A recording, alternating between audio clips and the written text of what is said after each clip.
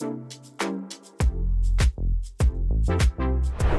guys, welcome back to Fbmfox. In this video we'll be discussing the new updates regarding price items updates and syncing of items from Facebook, and stock updating and price updating. So if you saw our last video on this topic, you should be already familiar with it, but we've introduced something called markup, and markup is basically the multiplier.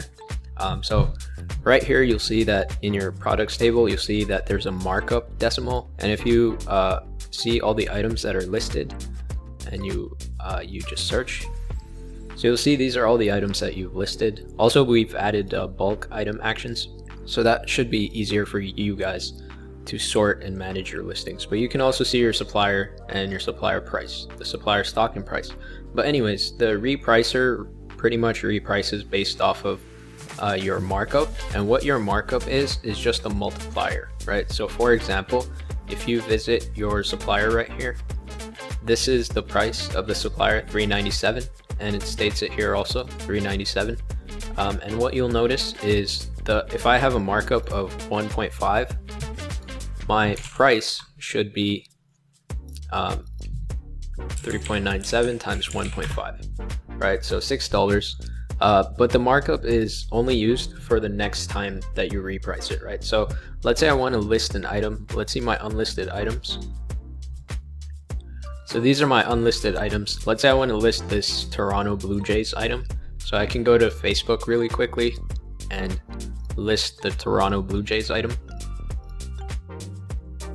So there we go. We have the Blue Jays item. It's currently $30, but if I make it like $49, you'll see that if we refresh here, it'll be 49. And once it starts price tracking, it'll hold this markup, right? So the way markup is done is, markup is basically Facebook price divided by supplier price, right?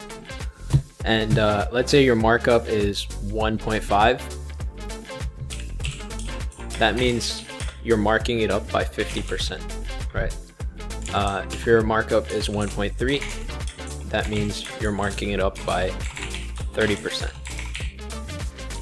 So it's quite simple. If your markup is 2, then you're marking the supplier item up, you're marking it up by 100%, right? So markup is used initially. It's set while you're listing your item. It is automatically set here, and it is also set if you change it yourself. So this item hasn't been listed and price tracking hasn't been started for it yet, so it won't show it.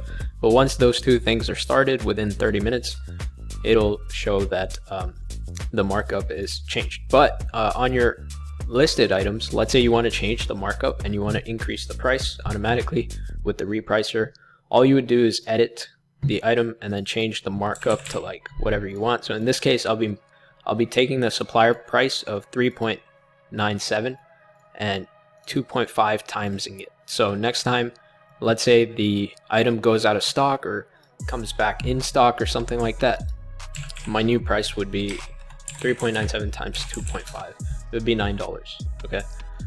But let's say you're changing the markup in your backend, it only changes for the next time that the Repricer reprices this item, right? So I just changed it right now, but the stock hasn't changed and the supplier price hasn't changed. So the next time the supplier price changes or the stock changes, that's when this markup will be applied. But let's say I want to change this to $9 right now. The way I could do that is just go to view on Facebook and then just edit myself. Let's make this $9.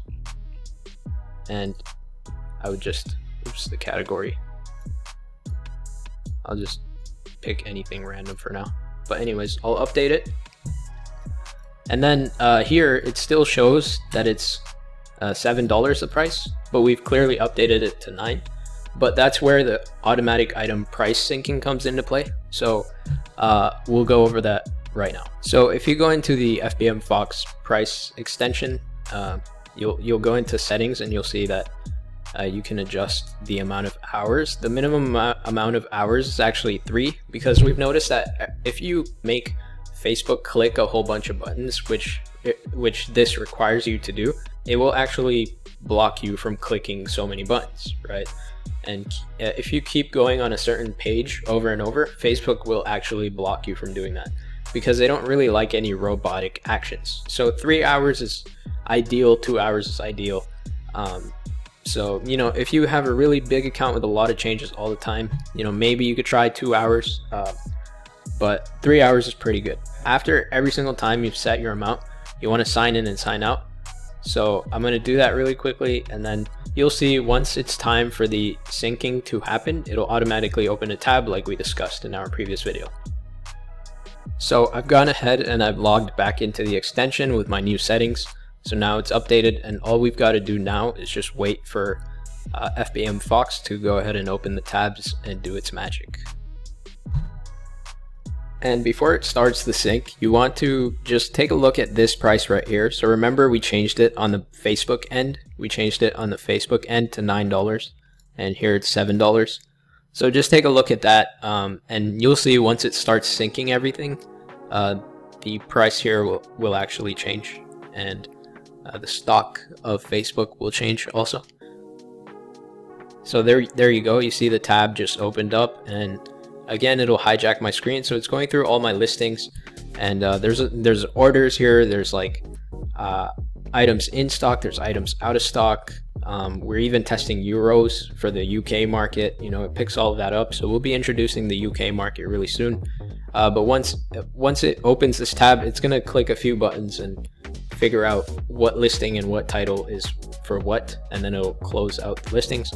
And then you can go ahead and refresh your page, and you'll see that the light bulbs here that were previously $7 are now $9. And during this process, it also syncs the exact item ID.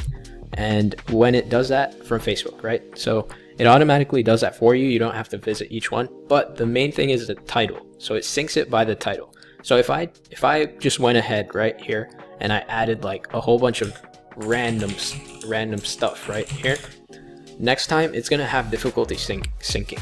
So if you want to change your title, change it here, and then also change it here, right?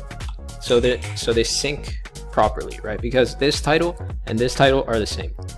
So make sure the titles are the same because they sync by the title, and don't change it too much.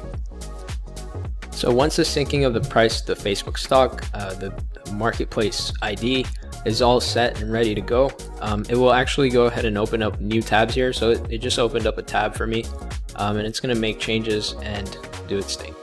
Alright, so a few other things in this update are bulk item actions. So now you could view over 100 listings, pretty straightforward in your products area. You could also do bulk item actions and delete all these listings. So that's always nice. You could also do it in sellers. So it's pretty straightforward.